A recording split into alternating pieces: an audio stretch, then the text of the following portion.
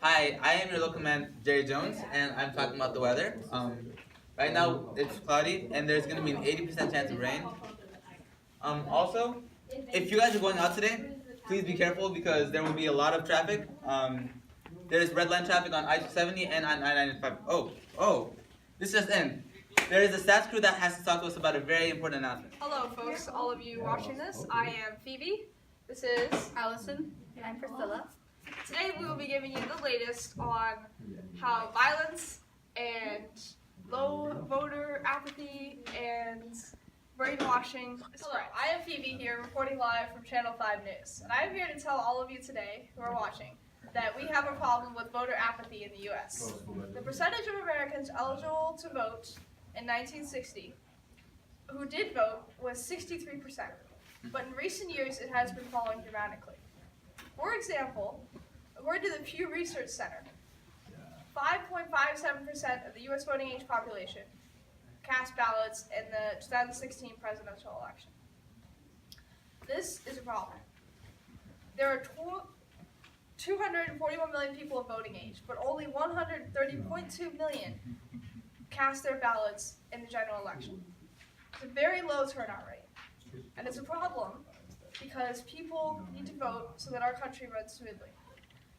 People think that their vote won't matter because they think they're far away from the government officials won't care about them, or they think that each official is just as bad as the other. To increase turnout rate, people would have to think that their vote matters and think that their vote can make a difference in the outcome. The problem with the apathy is, as you can see in this graph, that based on the number of people who didn't vote in the 2016 election, nobody would have won because so many people voted for nobody as compared to Donald Trump and Hillary Clinton, which are the light and dark pink, respectively. This is another cartoon which demonstrates voter apathy again and how voting turnout has decreased in the years.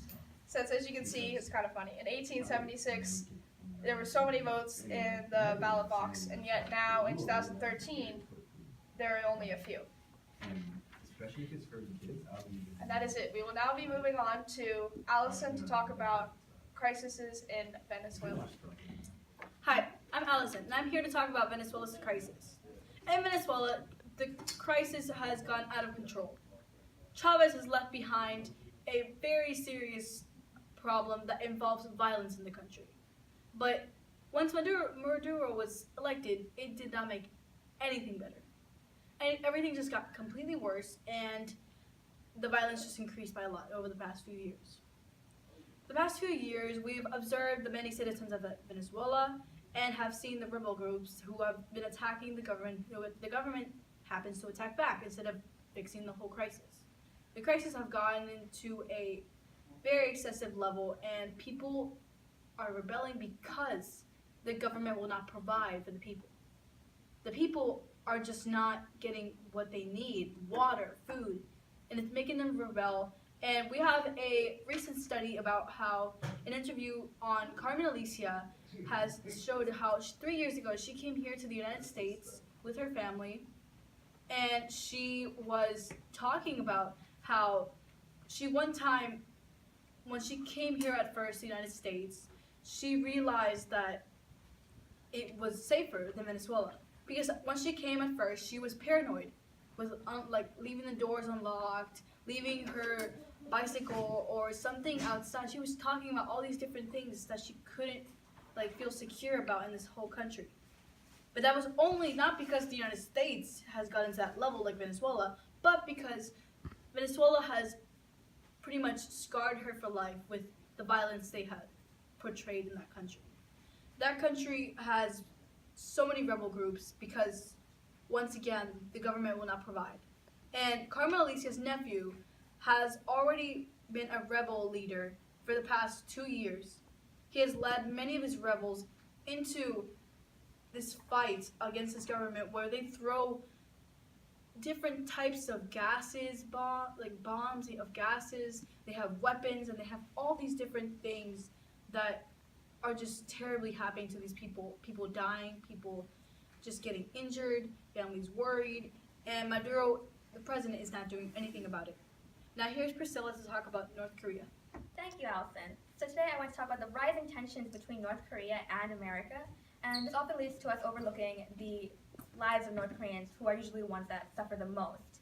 Now, it can be hard to understand what North Koreans go through because of how secretive North Korea is, but through many interviews I've had with North Korean defectors, I've been able to get a better understanding about the lives of these people.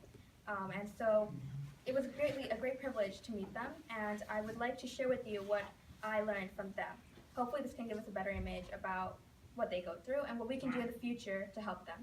So often North Koreans, from a young age, they are exposed to the government's beliefs, and they are told that North Korea is the best country, they are superior to other countries, and all other countries are inferior to them.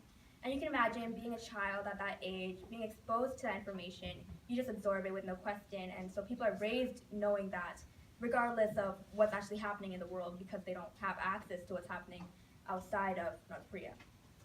So usually, like children, they view the leader, the person who's in leadership, like in this case Kim Jong-un, as Santa Claus. They kind of worship him, and it's like each family has to have a picture of Kim Jong-un in their household. It is a requirement, and if you don't do that, there are punishments.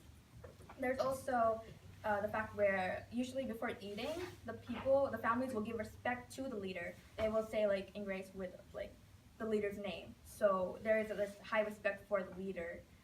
If you don't, once again, if you don't meet it, if you show any sense of political dishonesty or rebellion against the leadership, there are very big consequences for that people would not want to face. So specifically going into the political dishonesty of these people, when they are being, often the cost of public dishonesty is public executions, and as horrendous as that is, it gets worse. I mean, these public executions, people are forced to watch them, and many of the defectors I met at age 7, that was the first time they got to see a public execution. With public executions, like for example, if someone was to escape the country or try to, it was attempted and they were caught, it wouldn't just be the person who was executed, it would be all 3 generations of the family. So it wouldn't just be the person, it would be the parents, grandparents, and the children, which is horrendous. And you can imagine under those those circumstances, who would want to rebel? You know, you'd want to act happy. You don't want to cause these pain for other people.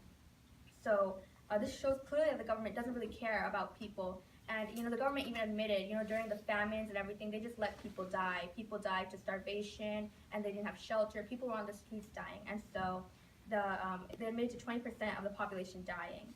And that's all we have for today, and we will make sure to see you guys tonight at 6 p.m.